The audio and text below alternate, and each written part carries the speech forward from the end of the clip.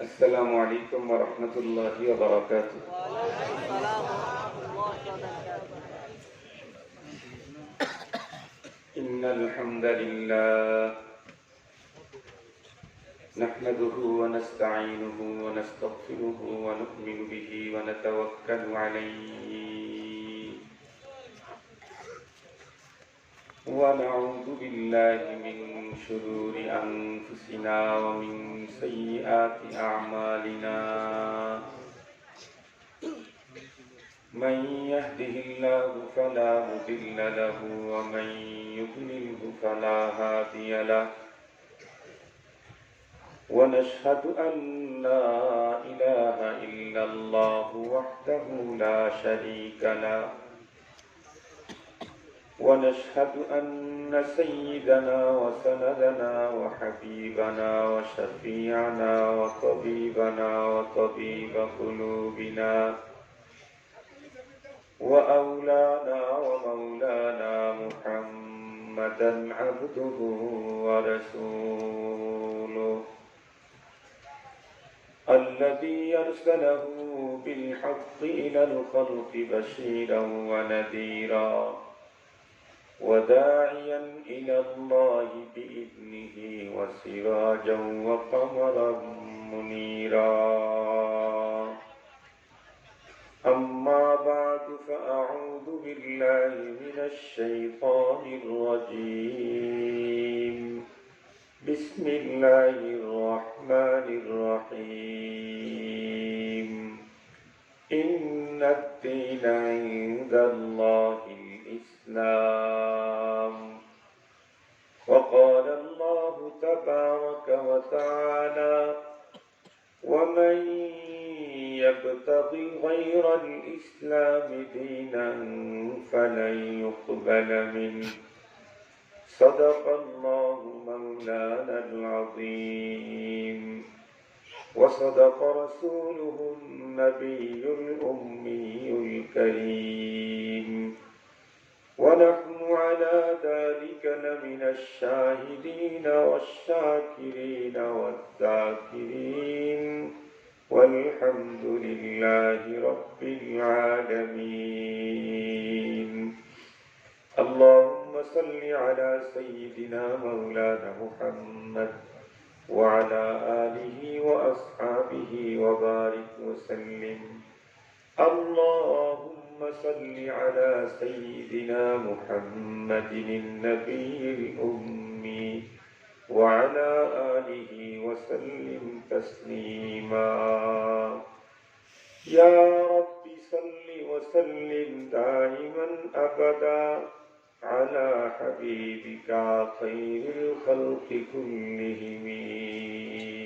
بلغ العلا بكماله كشف الدجى بجماله حسنت جميع خصاله صلوا عليه وآله. محبت جرأت بلغ العلا بجماله كشف الدجى بجماله حسنت جميع خصاله صلوا عليه وآله. صدر محترم অধ্যকার পাবনার ঐতিহ্যবাহী খালেস দ্বীনি বিদ্যাপীঠের অন্যতম সমাজনারী ইন্তেজামে আয়োজিত সালানা দ্বীনি ইজলাসের শ্রদ্ধাভাজন সম্মানিত সভাপতি মুআজ্জাজ হযরত বুজুর্গ উলামায়ে কেরাম, বিভিন্ন দ্বীনি মাদারিস থেকে আগত আজিজ তালাবা, বিভিন্ন গ্রাম অঞ্চল এবং দূরদারাজের এরিয়া থেকে সমাগত সম্মানিত সুধী, সর্বপ্রথম আল্লাহ পাকের দরবারে আলিশানে লাখো কোটি শুকর যে মহান রব্বুল আলামিন আমাদেরকে অত্যন্ত দয়া করে মায়া করে ভালোবেসে আজকের এই মুহূর্ত পর্যন্ত সুস্থ সবল রেখে দুনিয়ার হাজারো ব্যস্ততাকে পিছনে ফেলে রেখে দ্বীনের নিসবতে কোরআনে পাকের মুহাব্বতে জান্নাতি আয়োজনে দ্বীনি ইদারার চৌহদ্দির মাঝে কোরআনে পাকের আলোচনার বরকতপূর্ণ ইজলাসে কাউকে আলোচক কাউকে শ্রোতা হিসাবে হাজিরির যে সুযোগ দিলেন, সে মহান মহিয়ানের দরবারে আমরা প্রত্যেকেই শুকরগুজার হচ্ছি। জবান খুলে ভক্তি সহকারে মোহাব্বত নিয়ে দিল থেকে আবেগের সাথে উচ্চ কণ্ঠে সকলেই পড়ে নেই আলহামদুলিল্লাহ। সম্মানিত উপস্থিতি, সম্ভবত আপনারা ক্বাবলাল আসর অথবা বাদাল আসর থেকেই হযরত উলামায়ে কেরামদের জবান থেকে অত্যন্ত গুরুত্বপূর্ণ দ্বীনি দিক নির্দেশনামূলক আলোচনা শুনতেছিলেন। মাহফিলের একদম শেষ পর্যায়ে মহান আল্লাহ পাক আমাকে আপনাদের খিদমতে উপস্থিত করে দিয়েছেন। আমিও মহান আল্লাহ পাকের উপরে পূর্ণ আস্থা রেখেই তার কালামে মাজিদে দুই জায়গা থেকে অতি অল্প কিছু তিলাওয়াত করেছি। আল্লাহ পাক যদি আমাকে তৌফিক দান করেন, তার দয়া যদি শামিলে হাল হয়, তিলাওয়াতকৃত কোরআনে পাকের অংশদ্বয় সামনে নিয়েই একটা সাবজেক্টের উপরে গুরুত্বপূর্ণ কিছু দ্বীনি আলোচনা করব। আপনারা দোয়া করেন যাতে করে মহান আল্লাহ পাক আমাকে তথ্য সমৃদ্ধ ইখলাস করুন আজকে মুসলিম উম্মার প্রয়োজনে অতীব জরুরি দ্বীনি নসিহার তৌফিক দান করেন। পরবর্তীতে আলোচিত কথাগুলির উপরে আলোচক এবং শ্রোতা মণ্ডলী সকলকে আমলে তৌফিক দান করেন। সম্মানিত উপস্থিতি, আমি আমার আলোচনার শুরুতেই আজকের সাবজেক্ট জানিয়ে দিচ্ছি। আমি কোন টপিক্সের উপরে আজকে আলোচনা করব, আলোচনার শুরুতেই জানিয়ে দিচ্ছি। আমার আজকের আলোচনার বিষয় দ্বীনি মাদ্রাসার প্রয়োজনীয়তা। আবার বলছি, আমার আজকের আলোচনার টপিক দ্বীনি মাদ্রাসা বা দ্বীনি শিক্ষা প্রতিষ্ঠানের প্রয়োজনীয়তা। এই বিষয়টার উপরে আপনারা আলোচনাকে 100% উপলব্ধি করতে চাইলে, বুঝতে চাইলে আমাকে একটু দূর থেকে আসতে হবে। আপনারা তো প্রত্যেকেই জানেন, বর্তমান পৃথিবীর সবচেয়ে সমাদৃত খেলা হলো ক্রিকেট। ঠিক বললাম না? যত খেলা এখন দুনিয়াতে আছে, এর মধ্যে সবচেয়ে প্রিয় খেলা মানুষের, সেটা হলো ক্রিকেট। আমরা অবশ্য ছোটবেলায় যখন ছিলাম তখন ক্রিকেট খেলা আমদানি হয় নাই। ছোটবেলায় আমরাও খেলা করতাম, ফুটবল খেলতাম, হাডুডু খেলতাম, এগুলি। ক্রিকেট খেলা যখন জন্ম নিয়েছে তখন থেকে আমরা ব্যস্ত, এই জন্য ক্রিকেটকে বোঝার সুযোগ আমাদের হয় না। ক্রিকেট খেলা যখন জন্ম নিয়েছে তখন আমরা ব্যস্ত, ক্রিকেট বোঝার সুযোগ হয় না। ক্রিকেট খেলা আমি বুঝি না, তবে মাঝে মাঝে কখনো কখনো রাস্তাঘাটে যেগুলো দেখতে পাই, তো একটা দৃশ্য আপনারা প্রত্যেকেই দেখেন। সেটা হলো একজন বল ছুঁড়ে মারে, আর একজন ওই পার থেকে বলটাকে ব্যাট দিয়ে আঘাত করে। তো বল যে ছুঁড়ে মারে, আমি দেখেছি যত দূর খুশি তত দূর গিয়ে ছুঁড়ে মারতে পারবে না। ওর একটা লিমিটেড একটা এরিয়া দেওয়া আছে, এই দাগের ওপারে গিয়ে বল ছুঁড়লে হবে, দাগের এদিকে থাকতে হবে। তো যেই দাগ বা সীমানা দেওয়া হয়, সীমানাতে দাঁড়িয়েই কোনো বলার কখনোই বল ছুঁড়ে না। কেন? এখানে দাঁড়িয়ে এখান থেকেই বল ছুঁড়লে এই বলের স্পিড হবে না। এই বলের স্পিড আর গতি আনার জন্য অনেক পিছনে গিয়ে এরপরে দৌড়ে এসে নির্ধারিত এরিয়া এসে বলটা ছুঁড়ে মারে। তাহলে এই বলের খুব গতি হয়, স্পিড হয়। আমিও যদি হঠাৎ করে দ্বীনি মাদ্রাসার ফজিলতের কথা, গুরুত্বের কথা বলি, তাহলে এটা স্পিড হবে না, এটা অন্তর পর্যন্ত গিয়ে ঢুকবে না। এই জন্য একটু পিছনের দিক থেকে এসে এরপরে ছুঁড়ে মারলে একেবারে দিলের গহীনে গিয়ে আঘাত করবে। এই জন্য আমাকে একটু পিছন থেকে আসতে হবে। আশা করি আপনারা যারা এখানে এসেছেন, দ্বীনি আলোচনা শোনার নিয়তে এসেছেন, কোনো সুর, কোনো কণ্ঠ, কোনো গজল, কোনো গান, কোনো সিকলি এ জাতীয় মনে হয় আপনাদের কারো আকাঙ্ক্ষা নাই। কি বলেন? ইনশাআল্লাহ, আলহামদুলিল্লাহ। মুহতারাম হাজিরিন, আমি যদিও উত্তরবঙ্গের মানুষ, কিন্তু আমার সবচেয়ে বেশি প্রোগ্রাম হলো চট্টগ্রাম, কক্সবাজার, সিলেট, ঢাকা, এই দিকে। কেন? কারণ উত্তরবঙ্গের মানুষ দুইটা জিনিস চাই, যে দুইটা জিনিস আমার জন্য দেওয়া বড় কষ্টকর। নাম্বার ওয়ান, 2.5 ঘন্টা ব্যাপী ওয়াজ, এটা আমার জন্য কষ্টকর, আমি পারি না। আমার ওয়াজের নিসাব হলো 1 ঘন্টা, কখনো 10 মিনিট কম, কখনো 10 মিনিট বেশি। তবে 1 ঘন্টা যে বয়ান করব, ইনশাআল্লাহ আপনাদেরকে লস করব না। বাংলাদেশে অধিকাংশ বক্তা যারা আছে, যাদের 2.5 ঘন্টা ওয়াজ আর আমার 1 ঘন্টা, ঠিকঠাক মতো যোগ বিয়োগ করলে আমারটা একটু বেশি হবে ইনশাআল্লাহ। কারণ আমি তো গজল গাবো না, আমি তো কোনো চুটকি বলে, কোনো গল্প বলে, কোনো কথা বলে আপনাদের সময় পাস করব না। আমি আমার সাবজেক্টে বোঝানোর জন্য কোরআন, হাদিস, ইতিহাস, যুক্তি যেটা দরকার এগুলো আপনাদের মধ্যে পেশ করবো ইনশাআল্লাহ। 2 নাম্বার, আমার উত্তরবঙ্গের মানুষের চাহিদা হলো হুজুর সুর দিয়ে ওয়াজ করে। এটা আমার জন্য কষ্টকর, সুর দিতে চাই না, কারণ সুরের পিছনে পড়ে বাংলাদেশের মুসলমান নূর থেকে বঞ্চিত হচ্ছে, নূর থেকে বঞ্চিত হচ্ছে। এখন বাংলাদেশের অধিকাংশ বক্তৃতার মঞ্চগুলি কণ্ঠশিল্পীদের দখলে। কণ্ঠশিল্পী, কণ্ঠশিল্পী এক জিনিস, আলিম আর এক জিনিস। সুরের কারণেই বাংলাদেশের বক্তৃতার মঞ্চে এখন এদেশের বিদগ্ধ, বিচক্ষণ, প্রজ্ঞাময় আলমী ওলামায়ে কেরাম আর বক্তৃতার মঞ্চে আসেন না। মুহতারাম হাজিরিন, তো এর ভিতরে দেখতেছি করোনার পরে দেখতেছি না একটু রুচির পরিবর্তন হয়েছে।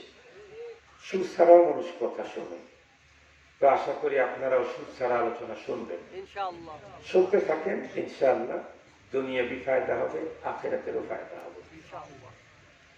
আমরা প্রত্যেকেই জানি এই পৃথিবীতে যত মানুষ আল্লাহ পাক তৈরি করেছেন, তামাম পৃথিবীতে যত সৃষ্টিকুলকে আল্লাহ পাক সৃষ্টি করেছেন, তামাম পৃথিবীতে কতগুলি সৃষ্টি আল্লাহ পাকের, পৃথিবীর কোন মানুষের কাছে তার পরিসংখ্যানও নেই।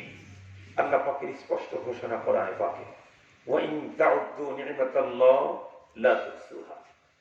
তোমরা যদি আমার আবিষ্কার, আমার নিয়ামত, আমার সৃষ্টি গুনতে চাও, পশ্চিম কালেও তোমরা গুণে শেষ করতে পারবে না।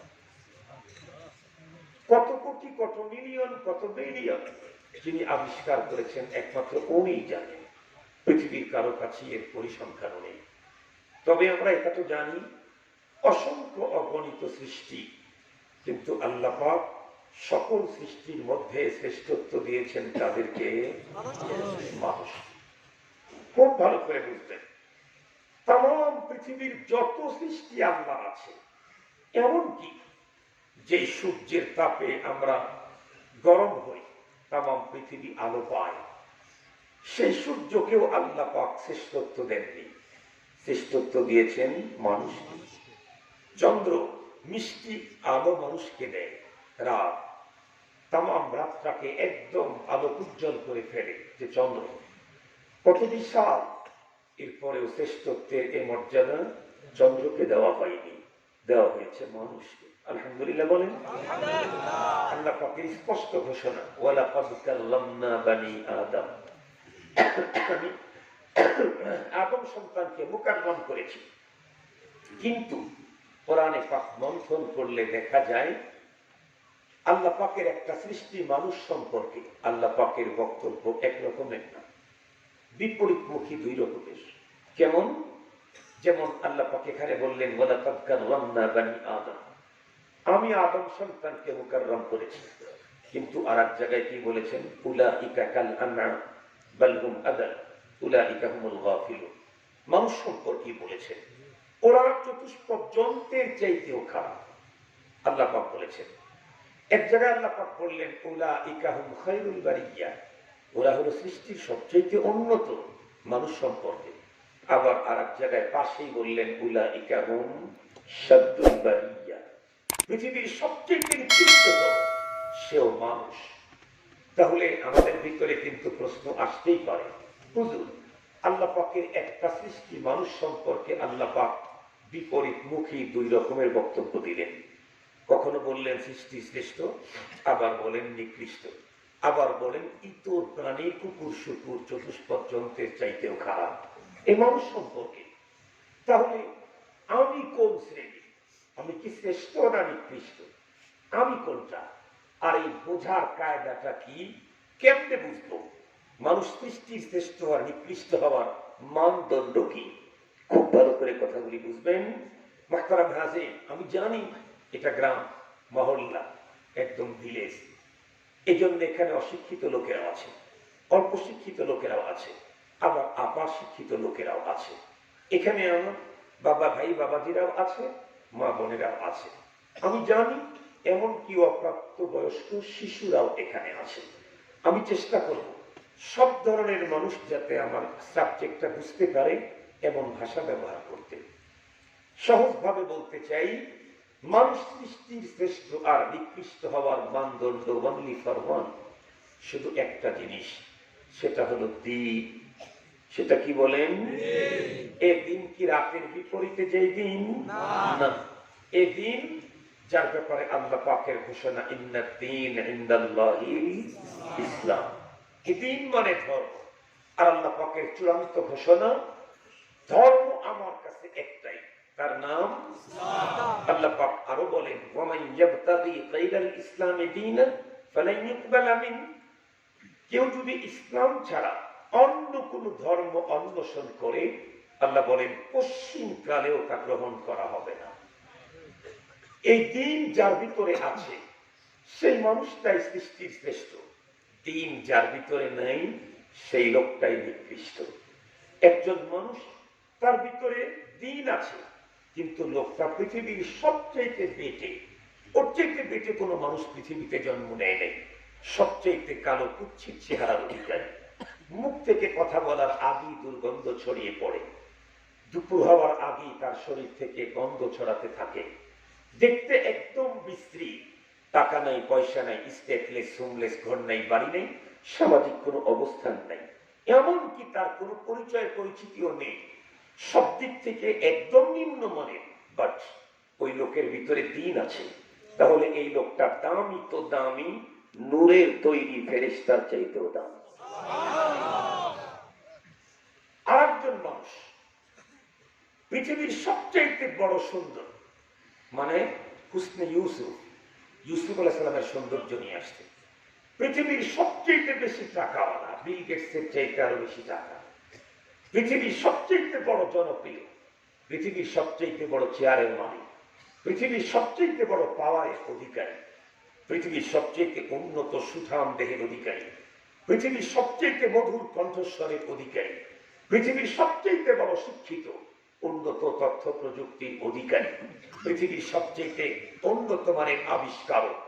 এক কথা, দুনিয়ার যত সাবজেক্ট আছে সব সাবজেক্টে সে ওয়ার্ল্ড স্কয়ার, কিন্তু লোকটার ভিতরে দিন নেই। তাহলে এই লোকটা নিকৃষ্ট তো নিকৃষ্ট, কুকুর শুকুরের চাইতেও নিম্নমানের। কথা কি আপনাদের মনে থাকবে? এ কথা শুধু সমাজ নারীদেরকে বলতেছি, পৃথিবীকে চ্যালেঞ্জ করে বলতেছি, তাম পৃথিবীকে। তাহলে একজন মানুষ সৃষ্টির শ্রেষ্ঠ আর নিকৃষ্ট হওয়ার মানদণ্ড কি? কথা বলেন কি? তাহলে একজন মানুষ যে নিজেকে মানব হিসাবে পরিচয় করাইতে চায় তার জীবনের সর্বপ্রথম দরকার হলো দিন। সর্বপ্রথম দরকার, ফার্স্ট প্রয়োজন, দিন সবার আগে। এই দিন ছাড়া কোনো মানুষের কোনো দাম নাই, সে যেই হোক, যে ফ্যামিলিরই হোক, যে ঘরনারই হোক, যেখানেই জন্মগ্রহণ করুক, দিন নাই, কোনো দাম নাই। আমরা প্রত্যেকেই জানি আমাদের কারো জন্ম বাবার বাড়ি, কারো জন্ম নানার বাড়ি। আবার ইদানিং কালে কেউ কেউ জন্ম নেয় যমুনা সেতু দেখতে গিয়ে, তাই না? কেউ আবার ট্রেনে জন্ম নেয়, আবার কেউ কেউ আবার প্লেনেও জন্ম নেয়। প্লেনে যে জন্ম নেয় তার জন্য সারা জীবন প্লেন সফর করা ফিরি। শোনেন নেই না, পত্রিকা আসে নেই, বিমানে উঠে বাচ্চা জন্মিয়েছে, বিমান কোম্পানি আজীবনের জন্য ও দুনিয়ার যত দেশে যাইতে চাবে ওর জন্য অনুমতি হলে প্লেনের কোনোদিন ভাড়া লাগবে না। ও জন্মই নিয়েছে প্লেনে, ওর আবার কিসের প্লেন ভাড়া? খুব ভালো করে বুঝবেন। আমাদের কেউ কোথাও জন্ম নিয়েছে, কিন্তু আবু জেহেল ও নানার বাড়ি জন্ম নেয় নাই, দাদার বাড়ি জন্ম নেয় নাই, প্লেনে জন্ম নেয় নাই, ও ট্রেনে জন্ম নেয় নাই, ও নিয়েছে আল্লাহর ঘর খানায় কাবার ভিতরে জন্ম। আবু জেহেলের জন্ম কোথায়? কাবা ঘরের ভিতরে। আবু জেহেল বেড়ে উঠেছে কাবার চত্বরে। যেই কাবার চত্বরে আমরা লাখ লাখ টাকা ব্যয় করে যে কাবার চত্বরটা তাওয়াফ করার জন্য যাই, যেটাকে আমরা তওয়াফ করা অনেক পূর্ণ, জীবনে একবার যেতে পারলে আমরা আমাদের জীবনকে ধন্য মনে করি, প্রকৃত ধন্য। সেই কাবা চত্বরে বেড়ে উঠেছে আবু জাহেল। কিন্তু বলুন তো দেখি, ওর কি পরিমাণে দাম, কি পরিমাণে মর্যাদা? কথা বলেন না কেন? আমাদের রাসূলুল্লাহ সম্পর্কে উক্তি করেছেন, ফিরআউন হাদিহিল উম্মাহ আবু জাহল।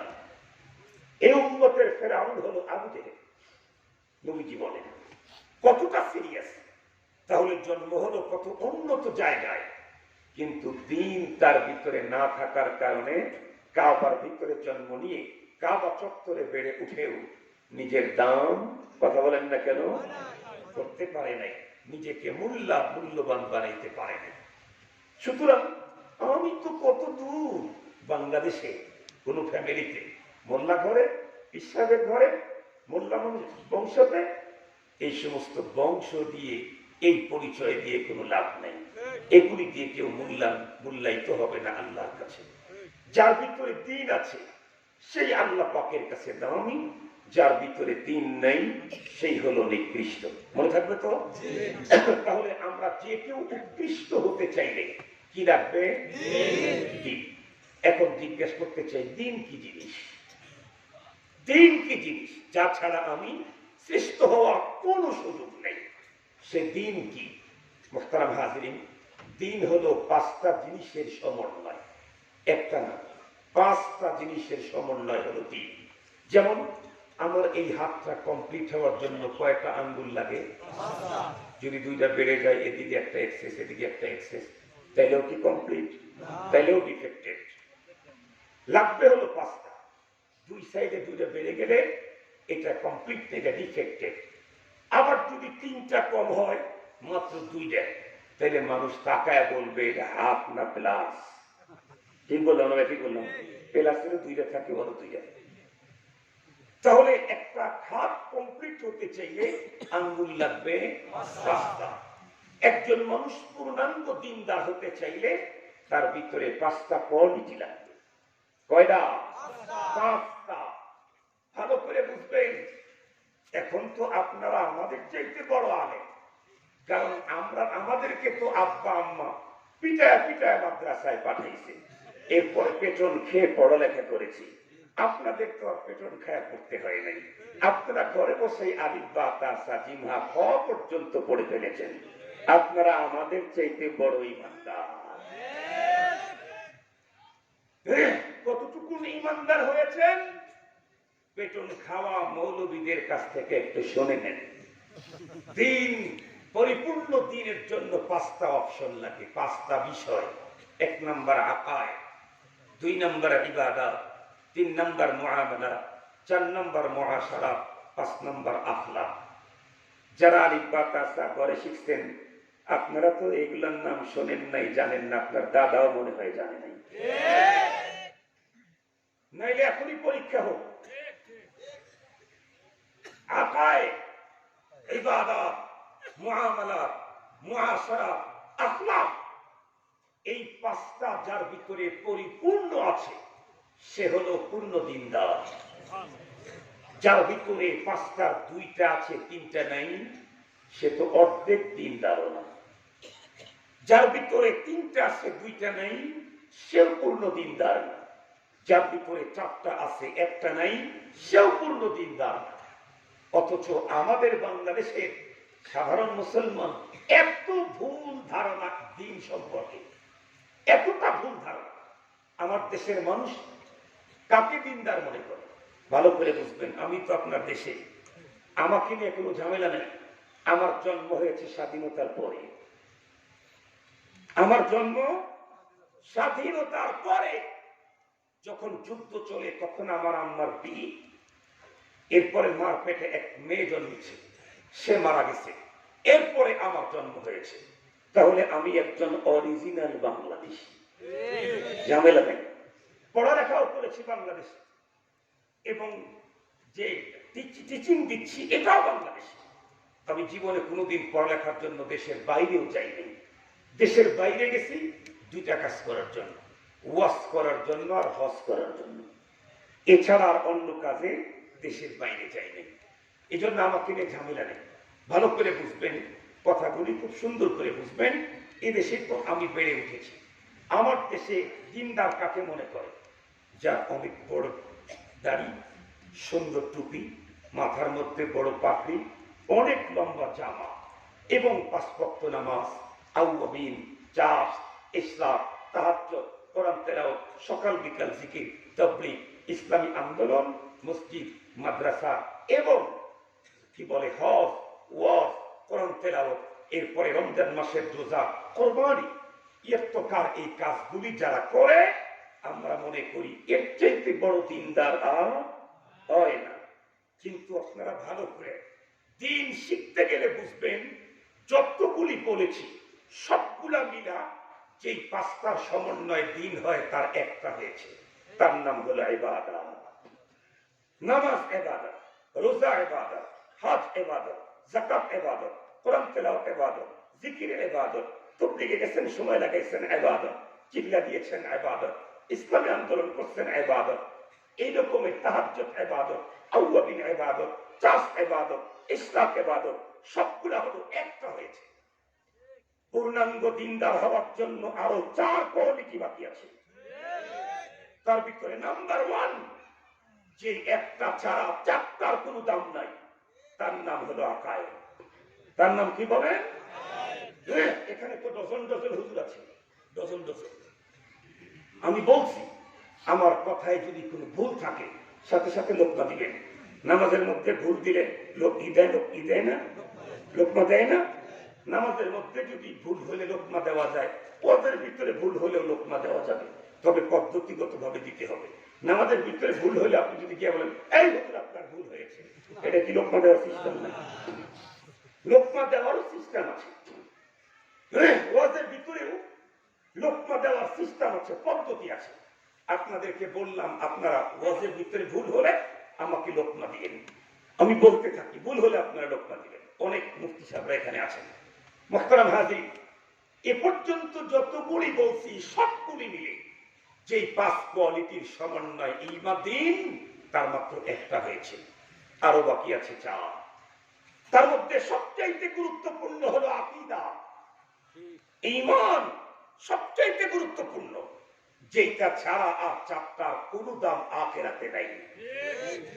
এর ভিতরে আখলাক, মুআমালাত আর মুআশারাত, এগুলির খবর আমার বাংলাদেশে শতকরা 99% মুসলমান জানেই না। অথচ মনে করি আমি সবচাইতে বড় ইমানদার। তুমি আমার চাইতে বড় ইমানদার হও কি করে? তুমি তো পেটন খেয়ে পড়েছো। মুহতারাম হাজির, ভালো করে কথাগুলি বোঝার জন্য চেষ্টা করবেন। এখন আমি জিজ্ঞেস করতে চাই, এই আকায়েদ, ইবাদত, মুআমালাত, মুআশারাত, আখলাক, যেই 5টা ছাড়া কেউ কমপ্লিট দিনদার হতে পারবে না। আর দিনদার না হলে সৃষ্টির শ্রেষ্ঠ হওয়ার কোনো পথ নাই। এই 5টা সাবজেক্ট কি জাহাঙ্গীরনগর বিশ্ববিদ্যালয়ে পড়ানো হয়? জোরে বলেন। ঢাকা ইউনিভার্সিটিতে পড়ানো হয়, বুয়েট আর চুয়েটে পড়ানো হয়, এগ্রিকালচার ইউনিভার্সিটিতে পড়ানো হয়, আপনাদের পাবনার ব্রিটিশ প্রতিষ্ঠিত এডওয়ার্ডে পড়ানো হয়। জোরে বলেন, কোথায় পড়ানো হয়? আরেকটু জোরে বলেন, আরেকটু জোরে বলেন। গতকালকে আমার 2 প্রোগ্রামের প্রথম প্রোগ্রাম ছিল নরসিংদী। বাংলাদেশের বর্তমান ক্ষমতাসীন দলের অঙ্গ সংগঠনের সবচাইতে সাহসী এবং এক্সপার্ট যারা, সেই দলের 3য় নাম্বার নেতার বাড়িতে, বাংলাদেশ আওয়ামী যুবলীগের সাংগঠনিক সম্পাদক সোহেল পারভেজের বাড়িতে গতকালকে আমার প্রোগ্রাম। সেখানে তো অনেক সরকার দলীয় নেতা, অনেক চলে গেছে, তাকে সে তো কেন্দ্রীয় নেতা। সে আবার জাহাঙ্গীরনগর বিশ্ববিদ্যালয়ে, সে হলো এক সময় প্রেসিডেন্ট ছিল, এখনো সে ওইখানকার এক গুরুত্বপূর্ণ দায়িত্ব পালন করে। আমি তার সামনে স্পষ্ট চ্যালেঞ্জ করে বলেছি, যেই 5টা দিনের সমন্বয় হলো দিন, এই 5টা বিষয়ে জাহাঙ্গীরনগর বিশ্ববিদ্যালয়ে পড়ানো হয়। উনি চুপ, বলেন না। কোথায় পড়ানো হয়? মাদ্রাসা। তাহলে তো আমি মুসলমান হিসাবে আমি সৃষ্টির শ্রেষ্ঠ হতে চাইলে জাহাঙ্গীরনগর বিশ্ববিদ্যালয় আমার অত দরকার নাই, মাদ্রাসা আমার যত দরকার। আমি সৃষ্টির শ্রেষ্ঠ হওয়ার জন্য দুনিয়াতে চলতে গেলে জাহাঙ্গীরনগর বিশ্ববিদ্যালয় দরকার আছে, বুয়েট চুয়েট দরকার আছে। কারণ আমি তো আরাম করছি এখন দোতলায়। যদি বুয়েট চুয়েট না থাকতো তাহলে তো দোতলায় ওঠার কোনো সুযোগ হইতো না। কারণ প্রকৌশলী ইঞ্জিনিয়ার তৈরি না হলে, তারা তো প্ল্যান না করলে দোতলায় 3তলায় নামাজ পড়ার সুযোগ হইতো না। এগুলির দরকার আছে।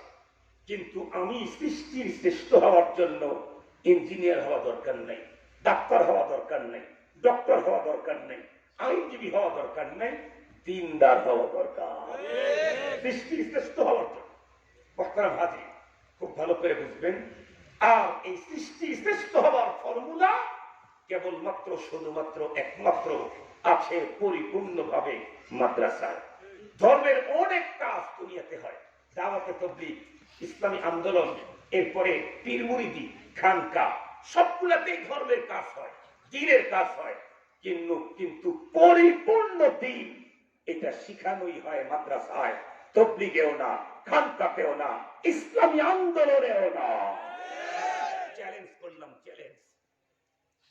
44,000 চিল্লা লাগিয়েছে, নিয়ে আসেন আমার সামনে, দেখি উনি আকায় কি পরিমাণে জানেন।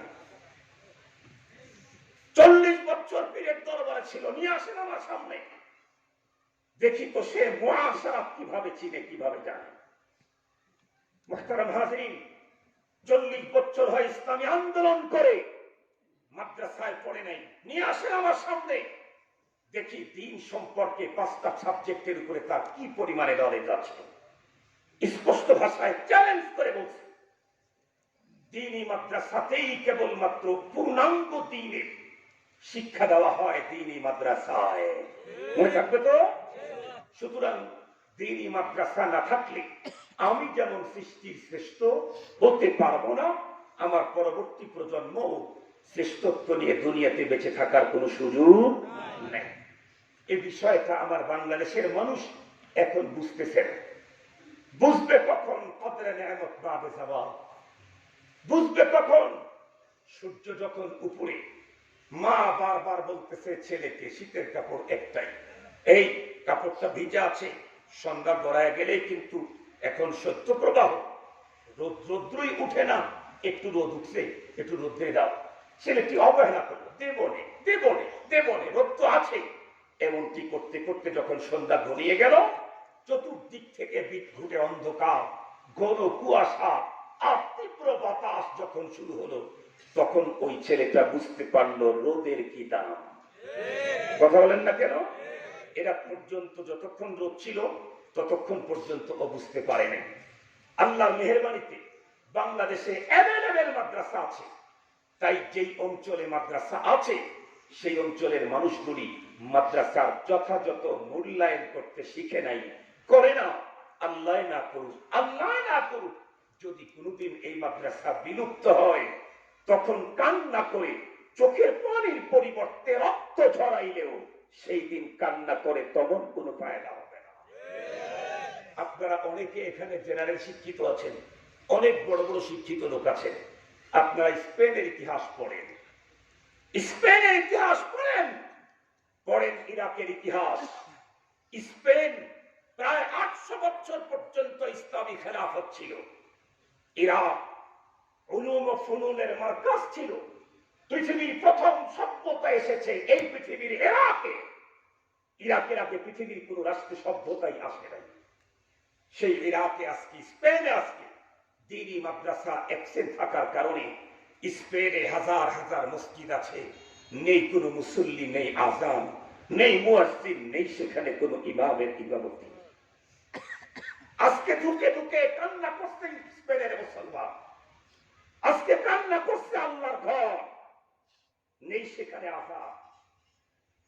আপনাদের যদি বুঝতে কষ্ট হয় স্পেনে যাওয়ার জন্য বলবো না, আমাদের এই ভূখণ্ডে প্রান্তিক ডিস্ট্রিক্ট লালমনিরহাট, কুড়িগ্রাম, ওই পঞ্চগড়ে যান, দেখেন লালমনিরহাট পুরা ডিস্ট্রিক্টে একটা দাওরা হাদিস মাদ্রাসা নাই।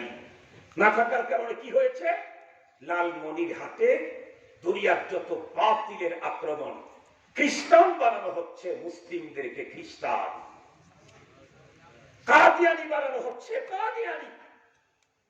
আলহামদুলিল্লাহ একটা মহল তো আমাদের দেশে আছে যারা টুপি আর দাড়ি আর আলেম ওলামার নাম শুনলেই তাদের এলার্জি জাগে, আছে না?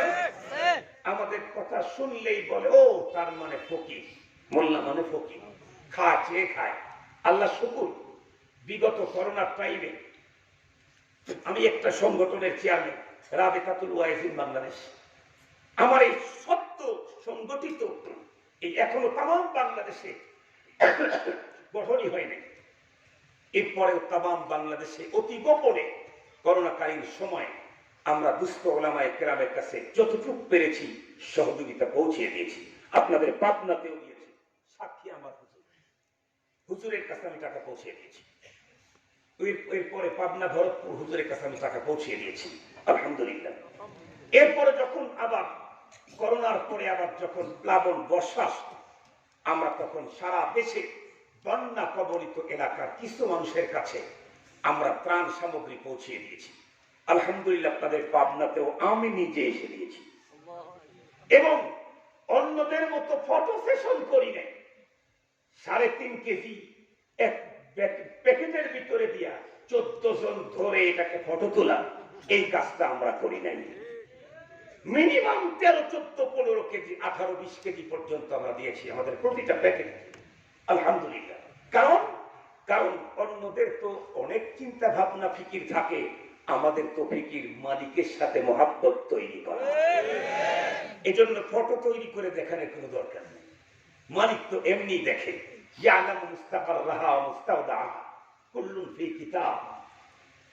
তো মুহতারাম হাজিরিন, যে কথা বলতেছিলাম, ওই এলাকায় যখন ত্রাণ দিতে গিয়েছি তখন মানুষের কান্না, মানুষের আবেগ, অনেক এলাকায় তো কথা বলেছে ত্রাণ দরকার নাই, আমরা শুধু হুজুরদেরকে একটু দেখতে চাই, ত্রাণ দরকার নেই, ত্রাণ লাগবে না হুজুর, আপনারা আসেন, আপনাদেরকে আমরা একটু দেখবো, আপনারা যে আমাদের অভিভাবক, আপনারা যে আছেন আমাদের, এই কথাটা আমাদের পাশে দাঁড়াইলে আমাদের ভিতরে শক্তি তৈরি হয়। আজকে যেই অঞ্চলে দ্বীনি মাদ্রাসা, বাংলাদেশের যে ডিস্ট্রিক্টে দ্বীনি মাদ্রাসা নেই, সেই ডিস্ট্রিক্টে ইহুদিদের হানা, খ্রিস্টানদের আক্রমণ, কাদিয়ানীদের অপতৎপরতা। আপনারা দেখবেন যে অঞ্চলে যত বেশি দ্বীনি মাদ্রাসা, সেই অঞ্চলে বাতিল কখনো ঢোকার সাহস করে না। আপনারা বলেন তো দেখি, এখানে যদি পুলিশ বাড়ি থাকে তাহলে তো আর পাশেই থাকবে ক্রাইম আর সন্ত্রাসী, কথা বলেন না কেন? পুলিশ বাড়ি যদি কোনো জায়গায় হয়, ওই আশেপাশে 10 কিলোমিটারের ভিতরে যেমন 2 নম্বরই করার কারো পক্ষে পাঠা হয় না, আল্লাহর কোরআনের প্রতিষ্ঠান যদি কোনো এলাকায় হয়, ওই এলাকায় কোনো ভণ্ড বাতিল ঢোকার সাহস করতে পারে না। আছে তো আপনাদের, এজন্য বুঝতেছেন না। আমি আপনাদেরকে শুধু একটা কারগুজারি শোনায় দ্বীনি মাদ্রাসার প্রয়োজনীয়তা আপনাদের অন্তরে ইনশাআল্লাহ বসায় দেব। সব মিয়া 100 বুঝবেন। আপনারা জানেন বর্তমান পৃথিবীর সবচেয়ে বড় আলিম আল্লামা মুফতি তকি ওসমানী, নাম শুনেছেন কখনো? উনি পাকিস্তানের প্রধান বিচারপতি ছিলেন। উনি একটা ভাষার উপরে পণ্ডিত ডক্টরেট না থাক, অনেক ভাষার উপরে তার সিরিয়াস মহারত। বাংলাদেশেও এসেছিলেন উনি যখন ইসলামী অর্থনীতির উপরে ঢাকাতে যখন একটা সেমিনারে বক্তব্য দিচ্ছিলেন, আল্লাহু আকবার, বাংলাদেশের জেনারেল এবং ইসলামী অর্থনীতি যারা নাম্বার 1 ম্যান, যারা সবচেয়ে বড় গবেষক, এরা আল্লামা তকি ওসমানীর থিওরি শোনার পরে বলতে বাধ্য হয়েছে, মোল্লা এগুলি বলে কোথা থেকে? সুবহানাল্লাহ। আল্লামা তকি ওসমানী তার ব্যক্তিত্বের পরিচয় তাকে করায়। এরপরে তার ঘটনা পড়ে। আপনারা প্রত্যেকে জানেন, শিক্ষিত লোক, তাম পৃথিবী খ্যাত মানবাধিকার সংস্থা অ্যামনেস্টি ইন্টারন্যাশনাল, যার সদর দপ্তর হলো প্যারিসে। এই প্যারিস থেকে বিশ্বখ্যাত মানবাধিকার সংস্থার একজন ঊর্ধ্বতন কর্মকর্তা পাকিস্তানে এসেছিল সার্ভে করার জন্য। আসার পরে পাকিস্তানের সবচেয়ে নামি দামি রাষ্ট্রীয়ভাবে যাদের মর্যাদা বেশি তাদের সাথে সাক্ষাৎ করেছে। তো এক দুইজন জিজ্ঞেস করেছে সার্ভেয়ারকে, তুমি যে পাকিস্তানে সার্ভে করছো, তকি ওসমানীর সাথে তোমার দেখা হয়েছিল না? ও বলে, আমি তো নামই জানি না। ওনার তখন উত্তর করছেন, পাকিস্তানে আসছো, সব পাকিস্তানের কাছ থেকেও যদি তোমরা ম্যান্ডেট নাও আর তকি ওসমানীর কাছ থেকে যদি সাক্ষাৎকার নিতে না পারো, তোমার এই সার্ভের কোনো দাম নেই। তো অ্যামনেস্টি ইন্টারন্যাশনালের ঊর্ধ্বতন কর্মকর্তার মাথা হেট হয়ে গেছে। বলে কি, এত বড় ব্যক্তিত্ব, নামই তার জানি না আমরা। তো বলছে, তাহলে স্যার ওই স্যারের সাথে একটু সাক্ষাতের ব্যবস্থা করে দেন। আল্লামা তকি ওসমানী তো আমাদের মতো মোল্লা নন যে আধা ঘন্টা চাষতলেই বসে শেষ, 15 মিনিট বাদাম খেতেই শেষ। আল্লামা তকি ওসমানী ওনার আব্বাও 24 ঘন্টার জীবনের কর্মসূচি রুটিন মোতাবেক তামাম জীবন কাটান, রুটিন মোতাবেক। একটা মুহূর্ত, একটা সেকেন্ড তার নষ্ট হয় না। আল্লাহ তকি ওসমানী বলেন, আমার কাছে দুইটা টাইম আমাকে বড় পীড়া দেয়। 24 ঘন্টা আমার জীবনের দুইটা টাইম আমাকে পীড়া দেয়। এই দুই টাইমে আমি কাজ করতে পারি না। কখন? যখন ফ্লাইট ফ্লাই করে তখন আমার মাথা চক্কর দেয়, যখন ফ্লাইট ল্যান্ড করে, বিমান যখন নামে, বিমান যখন উঠে, এই দুই টাইম আমি কম্পিউটারে কাজ করতে পারি না। এটা আমার পীড়া দেয়। এতটুকু টাইম কাজ করতে পারেন না, এই জন্য ওনার পীড়া। পরে ভদ্রলোককে ঠিকানা দিয়েছে, তকি ওসমানীর কাছে একটা চিরকুট পাঠিয়ে দিল। তকি ওসমানী উত্তর করলেন, আমার জীবনটা তো এলোমেলো না সাজানো। আমার কাছ থেকে সময় নিতে চাইলে 5 দিন 7 দিন আগে আমাকে ইনফরমেশন করতে হবে। হঠাৎ করে সময় বের করে দেওয়ার মতো টাইম আমার নাই। লোকটা খুব বেশি বিনয়ের সাথে বারবার যখন অনুরোধ করতেছিলেন, তকি ওসমানী তখন তাকে জানায় দিলেন উনি আসতে পারে, সময় এই কয় মিনিট। উনি কোনো প্রশ্ন করতে পারবে না, আমি প্রশ্ন করলে তার উত্তর ওনাকে দিতে হবে। যদি রাজি হয় পাঠাও, নাহলে চলে যেতে বলো। লোকটা চিন্তা করলো, আমি প্রশ্ন নাই করলাম, লোকটাকে কমপক্ষে একটু দেখে যায়, এ কোন ব্যক্তি, একটু দেখে যায়। পরে আল্লামা তকি ওসমানী রহমাতুল্লাহ ভিতরে ঢুকছেন। ঢোকার পরে দেখতেছেন তকি ওসমানী। তকি ওসমানী তাকে একটা প্রশ্ন করলেন, ভালো করে শুনে। বললেন, আপনারা তো পৃথিবীর সবচেয়ে নাম করা মানবাধিকার সংস্থা অ্যামনেস্টি ইন্টারন্যাশনাল থেকে আসছেন। জি। আপনাদের মিশন কি? বলে, আমরা মানুষের অধিকার সংরক্ষণ করতে চাই। আল্লামা তকি ওসমানী বললেন, গুড, ফাইন। তা আমি জিজ্ঞাসা করতে চাই, মানুষের কি সব অধিকার সংরক্ষণযোগ্য? সব অধিকার সংরক্ষণই আপনারা কাজ করবেন, নাকি কোনো কোনো অধিকার সংরক্ষণযোগ্য সেগুলো সংরক্ষণে কাজ করবেন? বলে, না না, অবশ্যই সব অধিকার সংরক্ষণের জন্য কাজ করব। তখন বললেন, মানুষের কোন অধিকার সংরক্ষণযোগ্য, কোনটা সংরক্ষণযোগ্য না, এটা নির্ণয় করার জন্য আপনাদের কাছে কি মাপকাঠি আছে সেটা বলেন। ওই লোক তখন বলে, স্যার এটা তো কখনো ভাবি নাই। আল্লামা তকি ওসমানী বললেন, ইমেইল দিলাম, জিমেইল দিলাম, ফোন দিলাম, ফ্যাক্স নাম্বার দিলাম, আপনারা ওখানে গিয়ে মিটিং করে আমাকে একটু জানাবেন। এ কথা বলে তকি ওসমানী 2 বছর পরে যখন লন্ডনে এক কনফারেন্সে যোগ দিতে গেছেন, তখন সেই কনফারেন্সে উচ্চ কণ্ঠে বলেছেন, 2 বছর আগে প্যারিসের অ্যামনেস্টি ইন্টারন্যাশনালের ঊর্ধ্বতন কর্মকর্তার কাছে একটা প্রশ্ন ছুড়েছিলাম, আজ পর্যন্ত তার উত্তর দিতে পারে নাই। আজকে লন্ডনের সেমিনারে আরেকটা চ্যালেঞ্জ দিয়ে গেলাম, অ্যামনেস্টি ইন্টারন্যাশনাল কিয়ামত পর্যন্ত যদি গবেষণা করতে থাকে, আমার প্রশ্নের উত্তর কখনোই খুঁজে বের করতে পারবে না। অ্যামনেস্টি ইন্টারন্যাশনাল যদি আমার প্রশ্নের জবাব খুঁজে বের করতে চায়, তাহলে কোরআনের কাছে আত্মসমর্পণের বিকল্প কোনো পথ না।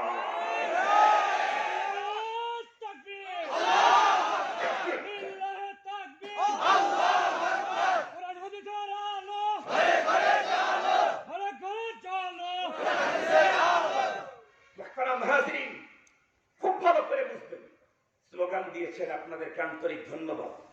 কোরআনে পাকে আল্লাহ পাক অর্ডার করেছেন ওয়ারাব্বাকা ফাকাব্বির, ওয়ারাব্বাকা ফাকাব্বির, তাকবীর তো দিবেন, কোরআনে পাকের অর্ডার, কিন্তু এটা শুদ্ধ শুদ্ধ করে দিতে হবে। নারায়ে তাকবীর ঠিক আছে, আল্লাহু আকবার ঠিক আছে, কোরআন হাদিসের আলো, কোরআন সুন্নাহর আলো, কোরআন, কারণ সব হাদিসের আলো আপনি জ্বালাইতে পারবেন না, সব হাদিসের আলো জ্বালানো যায় না। নবী ইসলাম দুনিয়াতে থেকে আসমানে শাহাদত আঙ্গুলের ইশারা করে দাঁত চাপকে 2 টুকরা করেছেন, কথাটা সত্য না মিথ্যা? হাদিস না হাদিস না? এটার আলো আপনি জ্বালান তো দেখি, আজকে চাপটা ভাঙ্গেন তো দেখি।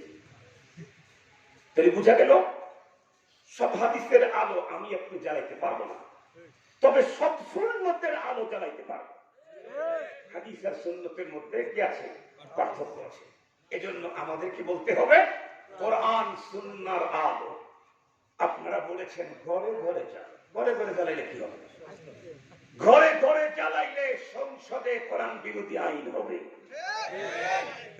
তাহলে মনে মনে ভাবতেছেন তাহলে সংসদে জ্বালাইলেই কাজ হবে? আরে সংসদে জ্বালাইলেও হবে না, ঘরে জ্বালাইলেও হবে না। যদি সংসদে জ্বালান আইন করে, একজন মানুষ বেনামাজি থাকতে পারবে না, দেখবেন কালকেই মসজিদে মুসল্লি বাড়বে, কিন্তু ওযু ছাড়া মুসল্লির সংখ্যা বেশি হবে। কি করতে হবে? একটা জায়গায় জ্বালাইলে তামাম দুনিয়াতে চলবে, সেটা হলো অন্তর। কোথায় বলেন? আল্লাহ পাকের কোরআনে, এই কোরআন আল্লাহ পাক বলেন, ও রাসূল আমি তো কোরআনের আলো আপনার অন্তরে জ্বালিয়েছি, আলা কলবিকা, আল্লাহ জ্বালাইলেন তার রাসূলের অন্তরে, আপনারা ঘরে আর সংসদে জ্বালাইতে চান?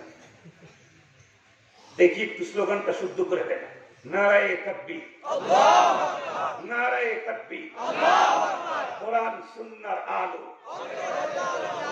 মনে থাকবে ইনশাআল্লাহ। আমরা অন্তরে জ্বালাইতে চাই, অন্তর। এই অন্তরে যদি কোরআনের আলো জ্বলে, এই অন্তর নিয়ে ঘরে ঢুকলে ঘর কোরআনের ঘরে পরিবেশ হয়ে যাবে। বাজারে গেলে বাজার কোরআনের পরিবেশ হবে, সচিবালয়ে ঢুকলে সচিবালয় কোরআনের পরিবেশ হবে, অ্যাসেম্বলিতে ঢুকলে অ্যাসেম্বলি কোরআনের আওয়াজ উঠতে থাকবে। কিন্তু শুধু অ্যাসেম্বলিতে জ্বালাইলাম তাহলে বাজারে দুর্নীতি হবে, আবার শুধু ঘরে জ্বালাইলাম তাহলে সংসদে কোরআন বিরোধী আইন হবে। মনে থাকবে তো ইনশাআল্লাহ? আল্লামা তকি ওসমানী এত বড় ব্যক্তিত্ব, উনি তামাম পৃথিবী ভ্রমণ করেছেন 3 বার। পৃথিবীর সর্বপ্রথম সূর্য উদয় হয় যে রাস্তায়, সেখানেও আল্লামা তকি ওসমানী গেছেন। সবচেয়ে মজার একটা মেসেজ দিই আপনাদেরকে, পৃথিবীর সর্বপ্রথম সূর্য উদয় হয় যে রাস্তায়, সেই রাষ্ট্রেও কওমি মাদ্রাসা, সমাজনারী মাদ্রাসার মতো মাদ্রাসা আছে। এই আল্লাহু আকবার আমি সন্তুষ্ট না। আর একটু জোরে বলেন, আমাদের এর চেয়ে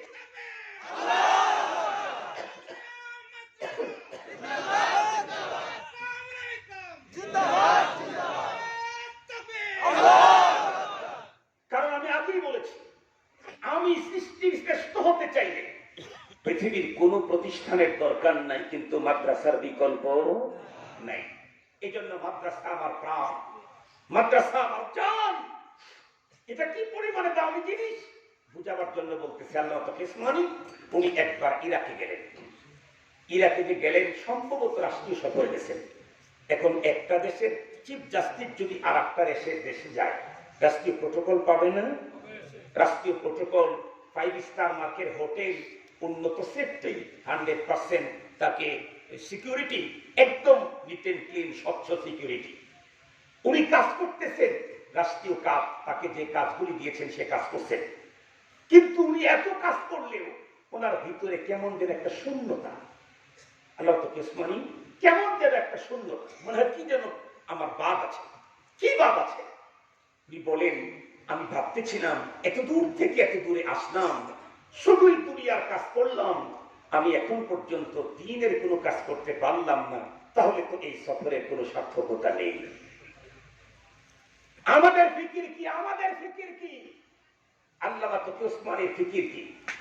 আল্লামা তকি ওসমানী রাষ্ট্রীয় কাজে গেছেন, 100% স্বচ্ছতার সাথে কাজ করতেন, কিন্তু দিনই কাজ করতে পারেন নাই, শূন্যতা। আর আমাদের হলো 3 দিন পর্যন্ত যদি 24 ঘন্টায় দিনের কাজ করি, তারপরে ভিতরে শূন্যতা। 3 দিন গেল, 20টা টাকাও কামাই করতে পারলাম না। কথা বলেন না কেন? কথা বলেন না কেন? এটা আমাদের ভিতরে নাই। 2 দিন হয় হুজুর ব্যবসা আমার শেষ, এই 2 দিন হয় দিনের কাজে আসি, ব্যবসা আমার শেষ। তার মানে 24 ঘন্টায় দুনিয়া কামাই করতে পারলেই আমার আনন্দ, দিনের কাজে আনন্দ নাই। আল্লামা তকি ওসমানী তার উল্টা দিয়ে গেছে রাষ্ট্রীয় কাজে, এরপরে উনি কাজ করতেছেন, রাষ্ট্রীয় কাজটাও সহি তরিকায় করলে নেকি হয়। এরপরে ওনার অন্তরে জানা আমার একটু শূন্যতা, আমি দিনের কাজ করতে পারলাম না। বলতে পারেন হুজুর রাষ্ট্রীয় কাজ যদি সঠিক তরিকায় কেউ করে তাহলে তো দেখি, তাহলে ওনার দিনের ভিতরে শূন্যতা কেন? এই প্রশ্নের জবাব আমি আপনাদেরকে দিই, সারা জীবন মনে রেখে। আমরা আমাদের দেশে মিষ্টি পাওয়া যায়, পাওয়া যায় না? মিষ্টিও মিষ্টি, গজাও মিষ্টি। গজা চিনেন না আপনারা? যেহেতু পাবনা, আমরা সাবেক পাবনা, এই জন্য চেনার কথা। মিষ্টিও মিষ্টি, গজাও মিষ্টি, এই দুইটার ভিতরে যে পার্থক্য, দুনিয়ার কাজ দিয়া নেকি কামাই করা যায় আর দিনের কাজ দিয়ে নেকি কামাই করা যায়, এই দুইটার এমনই পার্থক্য। আল্লামা তকি ওসমানী কিন্তু দুনিয়ার কোন কাজের ভিতরে গ্যাপ তৈরি করে তিনি কাজ উনি করতে যাবেন না। কেন? শরীয়তে অনুমতি নাই। আল্লামা তকি ওসমানী বলেন, আমি শুধু স্পট বুঝতেছিলাম কখন একটু দিনের কাজে সময় লাগাবে। দিনগুলি চলতে চলতে হঠাৎ করে আমার সফরের মাঝখানে 2-3 দিনের কর্মবিরতি আছে রেস্টের জন্য। আমি চিন্তা করলাম আলহামদুলিল্লাহ পেয়ে গেছি আমি, ওটা তো আমার ইখতিয়ার। আমি তখন সিদ্ধান্ত নিলাম এই 3 দিন আমি দিনের কাজ করব। কি দিনের কাজ করবেন? কত মন্ত্রী, barrister, lawyer, brigadier, lieutenant colonel, general, দেশের কত বড় বড় ক্ষমতাধরদের সাথে তার মিটিং হলো, আত্মতৃপ্তি হচ্ছে না। উনি বলেন, আমি সিদ্ধান্ত নিলাম কোন এক মাদ্রাসায় গিয়া ছাত্র হুজুরদের সাথে কিছু সময় কাটাবো। কাশীনাথপুরের মুসলমান ভালো করে শুনে রেখে, আপনি কত বড় শিক্ষিত, কত বড়, কয় অক্ষরে শিক্ষিত। আল্লামা তকি ওসমানীর মতো শিক্ষিত বাংলাদেশে এক পিছু দেখাইতে পারবে না। বাংলাদেশ কেন, তামাম দুনিয়ার ভিতরে উনি নাম্বার 1, তামাম দুনিয়ার মধ্যে নাম্বার 1। জগতের জ্ঞান বিজ্ঞান, ধর্মীয় জ্ঞান বিজ্ঞান, অর্থনীতি, সমাজনীতি, পৌরনীতি, রাষ্ট্রনীতি, যত নীতি আছে সব নীতির উপরে এক্সপার্ট ম্যান আল্লামা তকি ওসমানী। অথচ উনি নেতাদের সাথে, মন্ত্রীদের সাথে, মিনিস্টারের সাথে প্রোগ্রাম করে আত্মতৃপ্তি হচ্ছে না। উনি একটু মাদ্রাসার ছাত্র ওস্তাদদের সাথে সময় কাটাতে চান। মুসলমান ভাইয়ারে আমার কথাগুলো ভালো করে বুঝবেন।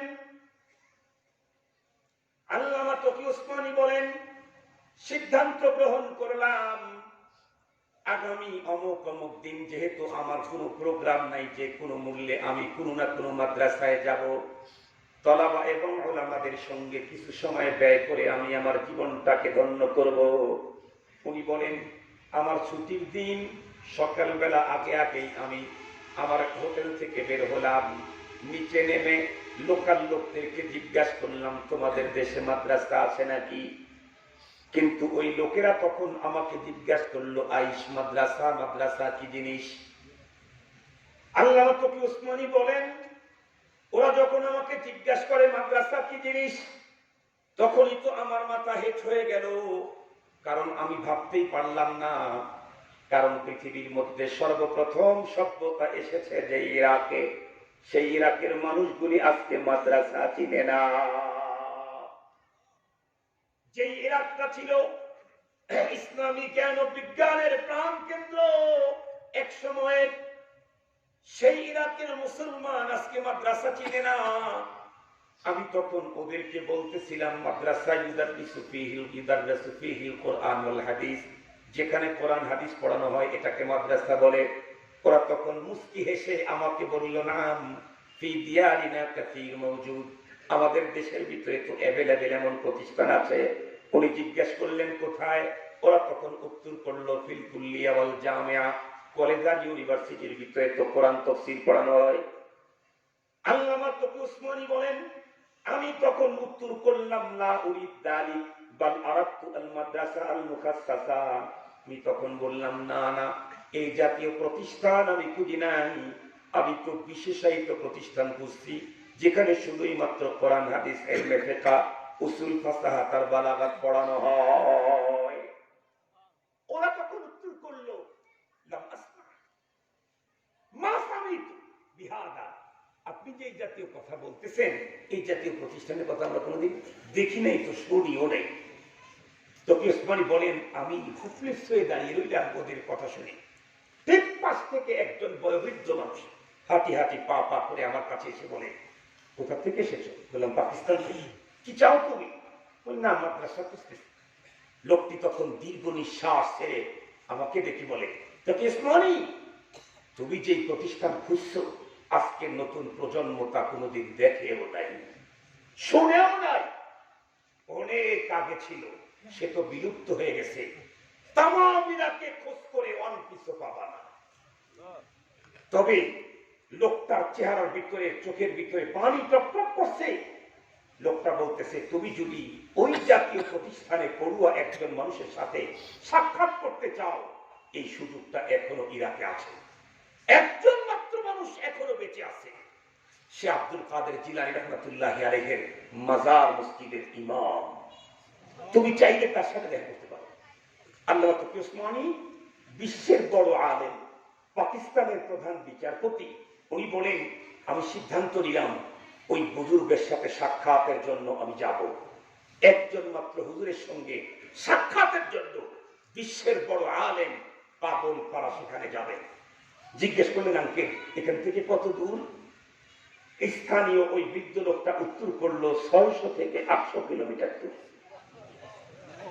মুসলিম যুবকেরা, ভাই বাবাজিরা, কত দূর? আরেকটু জোরে বলেন, কত দূর? এই পাশের গ্রাম থেকে সমাজনারী মাদ্রাসা 600 কিলোমিটার দূর। কথা বলেন না কেন? এলাকার সব মানুষ আসছে, মুসলমান না? দিলের ভিতরে উলামায়ে কেরামের কি মহব্বত। তকি উসমানী বিশ্ব বড় আর করেন না আলেম, একজন আলেমের সাথে সাক্ষাতের জন্য 800 কিলোমিটার দূরে যাবে।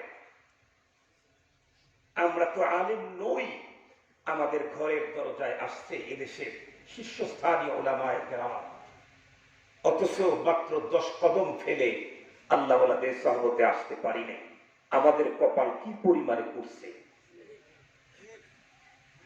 আল্লামা তকি উসমানী বলেন, আমি সিদ্ধান্ত নিলাম 800 কেন, 1500 কিলোমিটার দূর যদি হয়, এরপরেও আমি ওই আল্লাহওয়ালার সঙ্গে দেখা করার জন্য যাব। তার কারণটা হলো, এক জামানা সহবতে বা আউলিয়া বেহতরাত সাদাত বেরিয়া, অল্প কিছুক্ষণ সময়ে আল্লাহওয়ালাদের সংস্রব অর্জন করা 1000 বছর ভেজাল মুক্ত নফল ইবাদতের চাইতে আল্লাহ পাক রব্বুল আলামিনের কাছে দামি।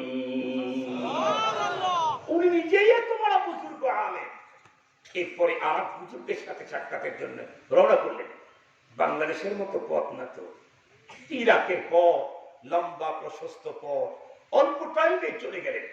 তকি উসমানী সাহেব বলেন, আমি যখন ওই জামে মসজিদের ওখানে গেলাম, তখন নামাজের ওয়াক্ত ছিল না, এই 10টা 11টা এরকম হবে।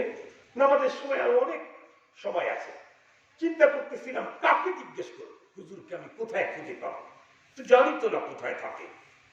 তো উনি চিন্তা করলেন, আমরা হলে কি করতাম, ও নামাজের টাইমে মসজিদের দিকে আসবো না, একটু এদিক ওদিক ঘুরি, চা টা খাই, একটু পার্কে টার্কে যাই, এটা হলো আমাদের ফিকির।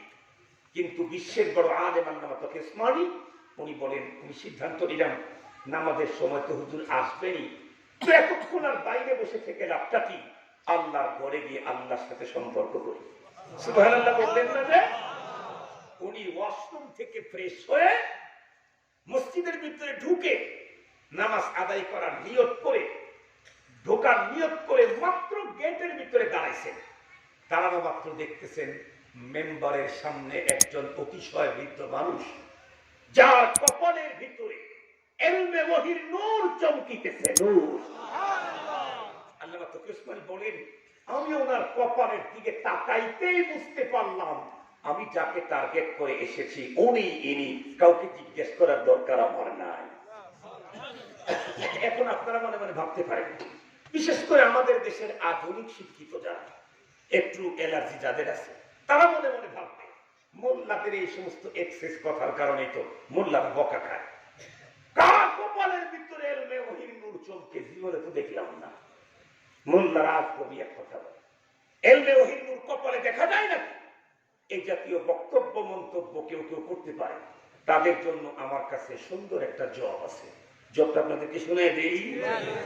আপনারা দেখবেন কখনো কখনো রুগীকে ডাক্তারের কাছে নিয়ে গেলে ডাক্তার কিছু টেস্ট দেয়, যে টেস্টগুলো করে আসেন, রিপোর্ট দেখে আমি আপনাকে প্রেসক্রিপশন করে দিচ্ছি। তো কখনো কখনো প্লেন এক্সরে করতে দেয়।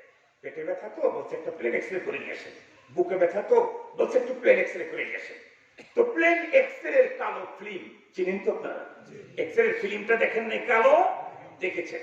এই কালো ফিল্মটা যখন রুগীর হাতে দেয়, রুগী যদি স্বাভাবিক থাকে, ডাক্তার দেখার আগে রুগী আগে খুব খোঁজাখুঁজি করে, দেখি কি হয়েছে, করে না করে না করেন তো দেখি।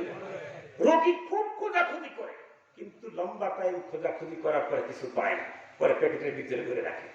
রুগীর বাবা চাচা যদি কেউ থাকে শিক্ষিত, সেও কম খোঁজাখুঁজি করে না, সে আবার দেখি এও কিছু তো 1 মিনিট দেখে, কিন্তু কিছুই খুঁজে পায় না।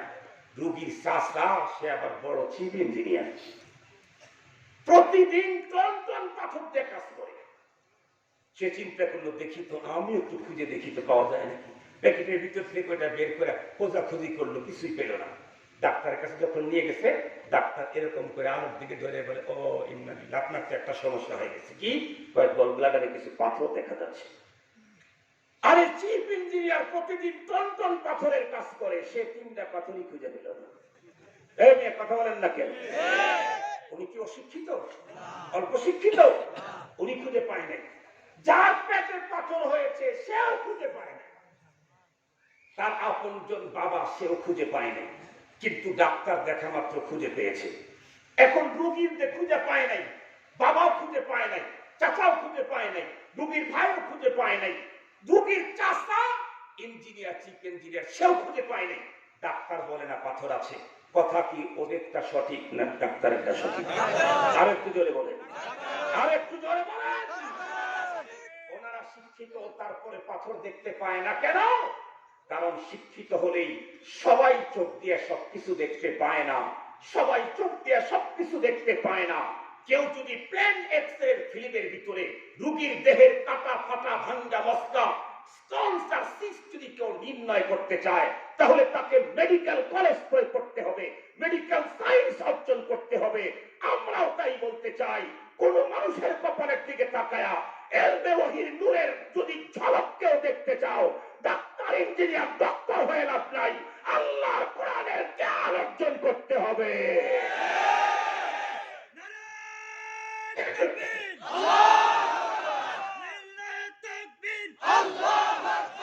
ইসলামের শত্রুরা হুঁশিয়ার সাবধান, ইসলামের শত্রুরা হুঁশিয়ার সাবধান। নারায়ে তাকবীর, আল্লাহু আকবার। মুহতারাম হাজিরিন, এই জন্যই ডাক্তার দেখে আমি দেখি না। ডাক্তার মেডিকেল সায়েন্স অর্জন করার কারণে তার চোখের ভিতরে এক্সট্রা পাওয়ার তৈরি হয়েছে। আলেম আল্লাহর কোরআন পয়গম্বরের হাদিস মন্থন করার কারণে তার চোখের ভিতরে স্পেশাল পাওয়ার তৈরি হয়েছে। স্পষ্ট হাদিসে আছে, ইত্তাকু ফিরাসাতাল মুমিন ফাইন্নাহু ইয়ানজুরু বিনুরিল্লাহ। ইত্তাকু ফিরাসাতাল মুমিন ফাইন্নাহু ইয়ানজুরু বিনুরিল্লাহ। প্রকৃত ঈমানদারের চালাকি থেকে তুমি বাঁচো। কেন? ঈমানদারের চোখ আর তোদের চোখ এক না, ঈমানদারের চোখে আল্লাহর নূর সংযোজন করা আছে। মুহতারাম হাজিরিন, খুব ভালো করে বুঝবেন। সবাই দেখলো পাথর নাই, ডাক্তার বলে পাথর আছে। কার দ্বারাই? দেশের সবাই যদি বলে সমস্যা নাই, ধর্মের ব্যাপারে আলেম যদি বলে সমস্যা আছে, ও আলেমেরটাই রাই। মনে থাকবে তো? মনে থাকবে তো? বুঝছেন তো? এতটুকুই থাক, আর বেশি বাড়ি দরকার। বুঝে থাকলে আলহামদুলিল্লাহ। দুনিয়ার সবাই যদি বলে বৈধ, আলেম যদি ধর্মীয় কোনো ব্যাপারে বলে এটা অবৈধ, কাটতারাই বলেন কাটতারাই। রুগীও দেখে পাথর নাই, ওরা আব্বাও দেখে পাথর নাই, চাষাই চিফ ইঞ্জিনিয়ার দেখে পাথর নাই, ডাক্তার বলে পাথর, ডাক্তারের টাই নাই। মনে থাকবে তো ইনশাআল্লাহ। আল্লামা তকি ওসমানী বলেন, আমি ওই লোকের পেশানি কপালের দিকে তাকাইতে দেখি তার কপালের ভিতরে এলমে ওয়াহির নূর জ্বলজ্বল করতেছে। আমি আলহামদুলিল্লাহ বললাম যে কাউকে জিজ্ঞেস করে খুঁজতে হলো না, আমি বুঝে ফেলেছি ইনি উনি যার সাক্ষাতের জন্য আমি প্রত্যাশা। আল্লামা তকি ওসমানী বলেন, এরপরে আমি হাঁটি হাঁটি পা পা করে সামনের দিকে আগায় গেলাম। মসজিদের একদম মেম্বরের পাশে গিয়ে দেখি আল্লাহর বান্দা তখন তার ঠোঁট দুটি টপ টপ টপ টপ করে নড়ে। তার মানে বন্ধুরা আমার আল্লাহ পাকের কোন জিকিরের মধ্যে মশগুল আছে। আমরা প্রত্যেকেই তো হয়তো বা জানি দুনিয়াদার একরকম, দিনদার আর একরকম। দিনদারেরা আমাদের মতোই দুনিয়ার কাজ করে, কিন্তু তাদের দিনের অবস্থা অন্যরকম। 10 বাকার দিল বায়ার, 10 বাকার দিল বায়ার।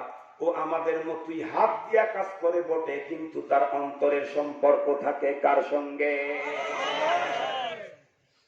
মুসলমান ভাইরা আমার, আল্লামা তকি ওসমানী বলেন, মেম্বরের পাশে গিয়া দাঁড়ায় দেখি জিকির করে। এই মুহূর্তে কি সালাম দেওয়ার বৈধতা আছে নাকি?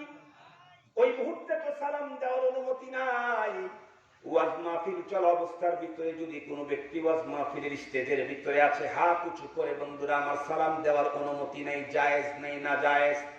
কিন্তু আমার দেশের মুসলিম নেতারা এই ফতোয়াটা পর্যন্ত জানে না, তারপরেও আমাদের চাইতে বড় ঈমানদার। আল্লামা তকি ওসমানী বলেন, আমি চুপ করে দাঁড়িয়ে রইলাম। দীর্ঘক্ষণ পরে আল্লাহর বান্দা যখন তার জিকিরটা বন্ধ করে দিলেন, উনি তখন বুঝলেন যে মনে হয় কোনো মানুষ আমার সাক্ষাতের জন্য দাঁড়িয়েছে। জিকির বন্ধ করে আমার দিকে তাকালেন। আমি সঙ্গে সঙ্গে সালাম দিলাম, আসসালামু আলাইকুম ওয়া রাহমাতুল্লাহি ওয়া বারাকাতুহু। বৃদ্ধ লোকটা আমার সালামের উত্তর দিয়ে জিজ্ঞেস করলো, কে তুমি? আমি তখন উত্তর করলাম, আমার নাম তকি ওসমানী। কোথা থেকে এসেছো? পাকিস্তান থেকে। এরপরে জিজ্ঞাসা করলেন, তুমি কি করো? আল্লামা তকি ওসমানী তখন যেই কথাটা বললেন, এই কথাগুলি শুধুমাত্র কেবলমাত্র পাবনার লোকদের জানা দরকার না, বরং আমার দেশের অ্যাসেম্বলিতে যারা আছে বন্ধুরা আমার দেশের বিভিন্ন মন্ত্রণালয়ে যারা আছে, সচিবালয়ে যারা আছে, তাদের জানা দরকার। আল্লামা তকি ওসমানীর পরিচয় তো আগিয়ে দিয়েছি আমি। বিশ্বের ভিতরে বড় আলেম, পাকিস্তানের তখন প্রধান বিচারপতি। আল্লামা তকি ওসমানী বলেন, বৃদ্ধ লোক যখন আমার পরিচয় জানতে চাইল, আমার দিলের ভিতরে তখন আসলো আমি কোন পরিচয় তার সামনে পেশ করব। আমি তো ইরাকে এসেছি একটা পরিচয় নিয়ে, সেটা হলো আমি পাকিস্তানের চিফ জাস্টিস। কিন্তু এর চাইতে উন্নত আরো একটা পরিচয় তো আমার আছে। সুতরাং আমি নরমাল পরিচয় আল্লাহর বান্দার সামনে উত্থাপন করতে চাই না, আমি আমার উন্নত পরিচয়টাই দিতে চাই। আল্লাহু আকবার। আপনারা মনে মনে ভাবতেছেন, চিফ জাস্টিস প্রধান বিচারপতি, এর উপরে আবার উন্নত পরিচয় কি? President, speaker? না। আল্লাহ তখন বলেন, আনা মুআল্লিম, আমি উস্তাদ, আমি টিচার। এই কথা শুনেই উনি টিচারের কথা বললেন কেন? কারণ চিফ জাস্টিস পৃথিবীর শ্রেষ্ঠ মানুষ, এটা হাদিসের মধ্যে নাই। কিন্তু নবীজি বলেছেন, খায়রুকুম মান তাআল্লামাল কুরআনা ওয়া আল্লামা। আল্লাহু আকবার বলেন। নবীজির ঘোষণা আল্লাহ পাকের পক্ষ থেকে, নবীর জবানের ঘোষণা। পৃথিবীর সব মানুষের মধ্যে সবচেয়ে দামি মানুষ যারা কোরআনের শিক্ষা দেয় আর শিক্ষা নেয়। এই জন্য উনি বলেন, আমি সবচেয়ে দামি পরিচয়টা ওখানে উপস্থাপন করলাম, পেশ করলাম। বললাম আমি মুআল্লিম। উনি জিজ্ঞেস করে, মুআল্লিম মামার মুআল্লিম বলতে তুমি কি বুঝাও? উনি তখন বললেন, উদারিসিল মাদ্রাসা, আমি মাদ্রাসায় টিচিং দেই। লোকটা জিজ্ঞেস করলো, আইয়ু শাইইন মাদ্রাসা, মাদ্রাসা কি জিনিস? আল্লামা তকি ওসমানী বলেন, আমার তো সকালের কথা ভুলে যাই নাই আমি। ওই বৃদ্ধ লোকের কথা আমার এখনো মনে আছে। আমি বুঝলাম এই বুজুর্গ আমাকে কি বুঝাইতে চাইতেছে। আমি তাকে আত্মস্থ করার জন্য, তার দিনটাকে শান্তিতে ভরে দেওয়ার জন্য বললাম, আমি মাদ্রাসা বলতে ওই প্রতিষ্ঠান বুঝাই যেই প্রতিষ্ঠানে শরহে জামি পড়ানো হয়, কানজুদ দাকায়েক পড়ানো হয়, হেদায়া পড়ানো হয়, মালাবুদ্দামিনহু পড়ানো হয়, কালিউবি পড়ানো হয়, নুরুল ইজা পড়ানো হয়, যেখানে হেদায়া পড়ানো হয়, যেখানে জালালাইন পড়ানো হয়, বাইজাবি পড়ানো হয়, যেখানে মিশকাতুল মাসাবি পড়ানো হয়, যেখানে বুখারী, মুসলিম, তিরমিজি, আবু দাউদ পড়ানো হয়। এ কথা বলতেই বৃদ্ধ লোকের ভিতরে মনে হয় কোথা থেকে যেন তার ভিতরে জোয়ানি চলে আসলো। সে তখন বিদ্যুৎ বেগে নারায়ে তাকবীরের আওয়াজ বুলন্দ করে বিদ্যুৎ বেগে দাঁড়িয়ে গেল। দাঁড়িয়ে আমাকে বুকের ভিতরে জড়ায় ধরে বলে, তকি ওসমানী, আজও কি আল্লাহর জমিনে এই জাতীয় প্রতিষ্ঠান আছে? চোখের পানি ছেড়ে কেঁদে দিয়ে বড় পীর আব্দুল কাদের জিলানী রাহমাতুল্লাহি আলাইহির মাজার মসজিদের ইমাম বিশ্বের বড় আলেমকে বুকে জড়ায় ধরে চোখের পানি ছেড়ে কান্না করে বললেন, আজও পৃথিবীতে এই জাতীয় প্রতিষ্ঠান আছে? আল্লাহ ওসমানী বলেন, আমি আল্লাহর এই কুতুবকে তার অন্তরে শান্তি দেওয়ার জন্য বললাম, নাম ফি দিয়ারিনা ওয়া ফিল বাংলাদেশ ওয়া ফিল হিন্দ ওয়া ফি কুল্লিল আলাম কাসীর আলআন মাওজুদ। আলহামদুলিল্লাহ। উনি বললেন, আমার দেশে, বাংলাদেশে, পাকিস্তানে, ইন্ডিয়াতে এবং পৃথিবীর অনেক রাষ্ট্রে লক্ষ লক্ষ এই জাতীয় মাদ্রাসা এখনো আছে। এই কথা বলতেই লোকটা তখন অস্ত্র ভেজা কণ্ঠে আল্লামা তকি ওসমানীকে বুকের ভিতরে জড়া ধরে বলল, তকি ওসমানী, আব্দুল কাদের জিলানীর মাজার মসজিদে আমি একজন খাদিম, আমি একটা ওসিয়তনামা তোমার মাধ্যমে তোমার দেশের মানুষ পর্যন্ত পৌঁছাইতে চাই। তুমি তোমার পাকিস্তানে গিয়ে পাকিস্তানের মুসলমানদেরকে বলবা, জীবনের শেষ বিন্দু রক্ত দিয়ে হলেও এই জাতীয় প্রতিষ্ঠান যেন কখনো ম্লান হতে না দেয়, কারণ এই জাতীয় প্রতিষ্ঠান টিকে থাকলেই পূর্ণাঙ্গ দ্বীন আল্লাহর জমিনে টিকে থাকবে। এই জাতীয় প্রতিষ্ঠান ম্লান হয়ে গেলে দ্বীন ইসলামের নামটাই শুধু থাকে, কাম আর কোনোটাই বাকি থাকে না, যার চলন্ত প্রমাণ উনি নিজে বলেছেন। আমি আজকে আল্লামা তকি ওসমানীর সেই রিসালার মাধ্যমে বড় পীর আব্দুল কাদের জিলানী রাহমাতুল্লাহি আলাইহির মাজার মসজিদের আল্লাহর কুতুবের সেই ওসিয়তনামা আপনাদের পর্যন্ত পৌঁছিয়ে দিয়ে গেলাম। আপনাদের কাছে আমার আজকের সে আবেদন, আমরা আমাদের জীবনের শেষ বিন্দু রক্ত দিয়ে হলেও দ্বীন রক্ষার এই দুর্গ মাদ্রাসা কখনোই ম্লান হতে দেব না। কে কে রাজি আছেন? হাত তুলে আল্লাহকে দেখান, হাত তুলে আল্লাহকে দেখান।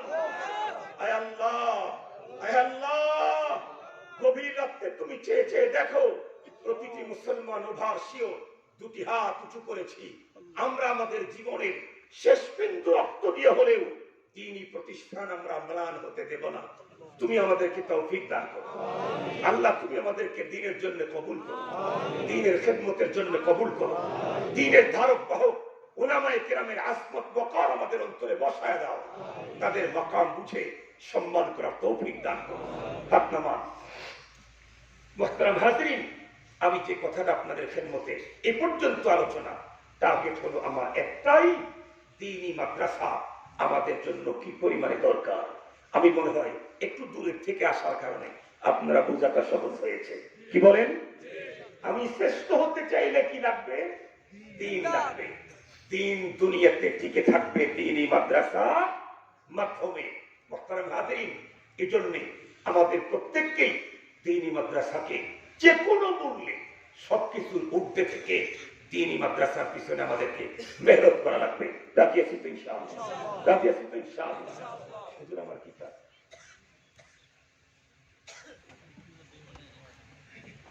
বলতে হবে, আমার কিতাব বলতে হবে। মুহতারাম হাজরিন, তাহলে আমরা একটু এখনই মানে আমলি ভাবে দেখাইতে চাই যে আল্লাহ, আমরা তোমার দ্বীনি প্রতিষ্ঠানের পক্ষে। আমি আমার পকেটে হাত দিচ্ছি, আপনারা আপনাদের পকেটে হাত দেন। দেন জীবনের শেষ বিন্দু রক্ত দিয়ে দিন মাদ্রাসা হেফাজত করবেন, আর পকেটে হাত দিয়ে হেফাজত করবেন না। এটা হয় নাকি? দেন, আমি পকেটে হাত দিয়েছি, আপনারা দেন, সবাই দেন। যাদের পকেট আছে দেন, যাদের পকেট নাই আর একজনের পকেটে দেওয়া দরকার নেই। পকেট ছাড়া মানুষ খুব কমই আছে এখানে, কেমন সবারই পকেট আছে। হাত দিয়েছেন? আমি পকেটে হাত দিয়ে টাকা বের করছি, আপনারা একটু হাত, টাকাওয়ালা হাত গুলো উঠান তো দেখি। টাকাওয়ালা হাত, আরে টাকাওয়ালা হাত উঠান, টাকার একটু কানি বের করে দেন তো এরকম। খালি হাত উঠাইছেন নাকি মুখ কেমনে বুঝবো? আচ্ছা কিছুক্ষণ আগে এত হাত, এখন দেখি হাত নাই, হাত চুরি করলো কেনা? হ্যাঁ, এত হাত কে চুরি করলো? আল্লাহ, হাত পকেটে টাকা নাই? পকেটে যদি টাকা থাকে তাহলে আপনাদের জন্য ছাড় নাই। 10 টাকা বের করেন নিচে, 10টা টাকা। এখন আবার পকেটে নিয়ে রেখেন না, ওই যে যাচ্ছে আমাদের ছেলেরা প্রত্যেকেই দিয়ে দেন। আলহামদুলিল্লাহ, মাশাআল্লাহ, সবাই দেন। মাশাআল্লাহ, 500 টাকা নিয়ে এসছে, সবাই দেন। যতদিন বেঁচে আছি ততদিন আল্লাহর দ্বীন হেফাজতের দুর্গ দ্বীনি মাদ্রাসার জন্য আজীবন মেহনত করে যাবো ইনশাআল্লাহ। ইনশাআল্লাহ নিজে দেব, সন্তান দেব, সম্পদ দেব, শ্রম দেব, নিজের সময় দেব।